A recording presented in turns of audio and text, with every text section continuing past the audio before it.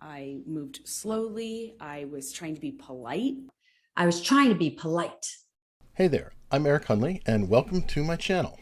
Now, on my channel, I like to explore human behavior and what makes people tick, and things of that sort.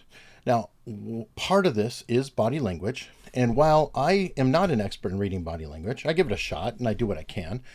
I bring in a lot of experts from around the world, top body language people, also top statement analysis people, and this week, I'm going to be doing some coverage on the Amber Heard testimony.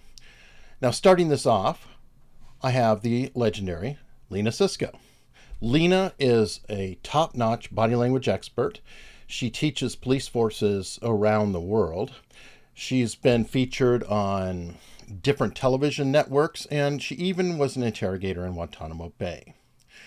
So today, I'm turning it over to Lena, and I hope you stay tuned, consider subscribing, because this Thursday, Lena Sisco will be with me, along with Gavin Stone, to answer your questions on a live stream about this case. So enjoy this. Thank you very much. I can't wait to see you again. Hi, everybody. I'm Lena Sisco, former interrogator and expert in interrogation interviewing, body language statement analysis. And I have been watching the Johnny Depp and Amber Heard trial. I watched part of Amber Heard's testimony today, and I wanted to share something that I thought was a red flag to you. She was discussing an alleged incident that happened on Johnny Depp's private plane. And at one point, she says that I was trying to be polite. I moved slowly. I was trying to be polite. And as she says this, watch my face, because this is exactly what she did in the courtroom. I was trying to be polite. She did anger. Okay, it doesn't make sense. Angry saying I'm trying to be polite, and she said polite. It's incongruent. So it tells me there's something off there that is wrong. And then it made me think of the time I watched Anthony Weiner before he came out and admitted to sending the tweet of himself. I am not going to permit myself to be distracted by this issue any longer. Answer the question. Was it from you or not? Permit me. Do you guys want me to finish my answer? That'd be reasonable. You do the questions, I do the answers, and this jackass interrupts me. How about that as the new rule of the game? He was in an interview once, and the reporter was asking him flat out, did you send the tweet, Anthony? And all he had to do was answer no, and he couldn't. And he started getting very defensive. And at one point, he just cuts the reporter off, and he says, well, listen, what if it was you and someone sent a tweet of you? And I was like, that's odd. Why is Anthony so angry? Well, people get angry when they have to defend their lie and when they have to talk about a lie. And so it was just incongruent. And when I watched Amber today, as she was saying, I was trying to be polite, but showed anger on her face, it's incongruent. It's a red flag. And then at some point she says, talking about moving her seats on the plane to get away from Johnny Depp. I don't know how many times I moved seats. I wish I did. And she says, I don't know how many times I moved. I wish I did. And she leaked contempt. I wish I did, but I don't recall.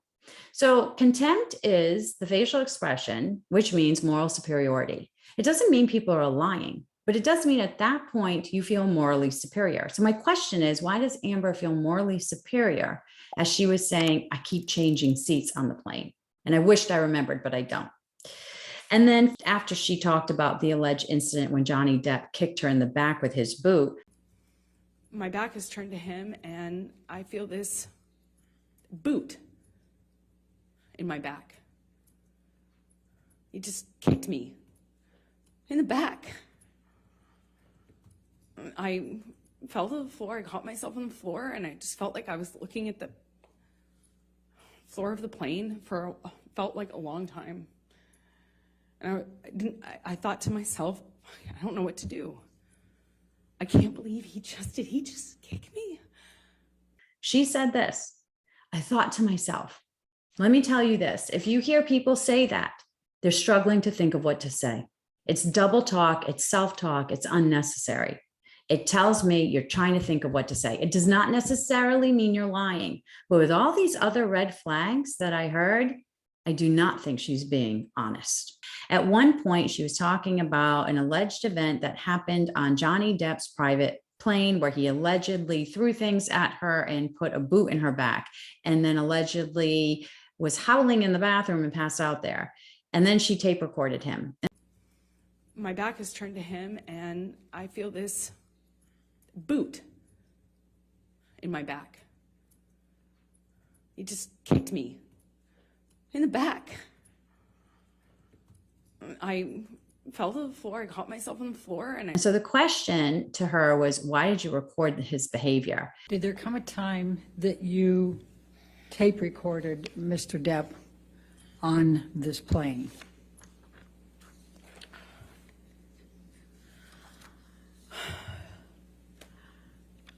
I want to sit here and say that I was.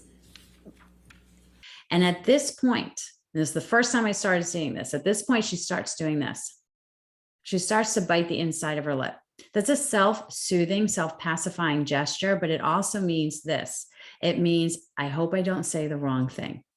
So when I see that, it tells me that people are really struggling to be very careful in what they're saying. It doesn't necessarily mean someone's lying, but they are being very careful so they don't say the wrong thing. So at one point, she's talking about the alleged event in the hotel room after they attended a Met Gala.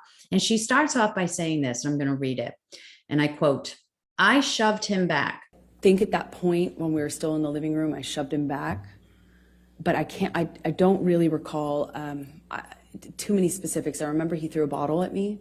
It missed me, but it broke the chandelier. And at some point, I remember maybe this was the shove that I was talking about, but at some point, Johnny and I are in a struggle in the living room, and he kind of like shoves me down on the sofa, and I get up and I'm trying to get him off of me, and it's just stronger than me. I don't know how else to describe it. So this is after Johnny allegedly shoved her against her collarbone, not her neck. And she says, I shoved him back, but I can't really recall too many specifics, but I remember he threw a bottle at me. And then she goes on to say that the bottle even missed her and struck the chandelier. She says that Johnny and I are in a struggle. I'd like to know more about that because that was pretty darn vague, and it was also present tense. And by present tense, I mean that usually when you're talking about an event that happened in the past, you talk about it in the past tense. If it didn't happen, and people, when they lie, they tend to make up a lie in the present tense. They forget to make it up in the past tense. They don't think about doing that. So when they have to talk about this lie, it'll sometimes come out in the present tense. Now, I don't know for certain if Amber is lying about this, but it is a bit odd and a bit vague. It says, Johnny and I are in a struggle. So that tells me you're both fighting. It's not one or the other. You're both in a quote unquote struggle. I'd like to know the definition of that. But let's get back to that statement I just read. I shoved him back. She already tells us that she shoved him back, but then says, but I can't really recall. I don't recall really versus remember. Sometimes when people are lying to me, they're trying to convince themselves, number one, of the lie, and then me. And a way that people will do this, one way, is that they'll start to formalize their language. Because the assumption is that if they speak well and use proper grammar, well, then they couldn't be liars. I should believe them. So if I speak using proper grammar, I couldn't be lying. And so I call it formalizing. And then she says, too many specifics. I remember. Now that's truthful, right? I remember. And did he throw a bottle? I don't know. I wasn't there, but I remember he threw a bottle at me. He could have. But the problems I have here is, number one, you're telling me that you can't remember if you shoved him back, but you can remember everything that he did to you. And then the other problem I have is that at some point, he just whacks me in the face. Again, we go to present tense. And I think she talked about possibly having a broken nose. Well, if he whacked you in the face and you thought it felt like a broken nose, wouldn't you have gone to the hospital? So my question is, why didn't you report it then? And why didn't you go to the hospital? And the entire time as she's talking about this event in the hotel room, the corners of her mouth are down. Now, typically that's associated with sadness, the facial expression of sadness. But I didn't see sadness in her. This is what I call the mouth shrug. Okay, or people in the world of body language call the mouth shrug. It means that when people do that, they shrug their mouth down. It's a way of saying, I don't know what I'm saying. I'm uncertain of what I'm saying. So the fact that I'm hearing this language that's contradicting, the fact that she's doing this mouth shrug, and other parts of this story just don't add up. And the fact that she admits they were both in a struggle, there's a lot of red flags here. And so if you want to find out more, tune into the Eric Hunley Show, because this week we're going to be talking all about this trial.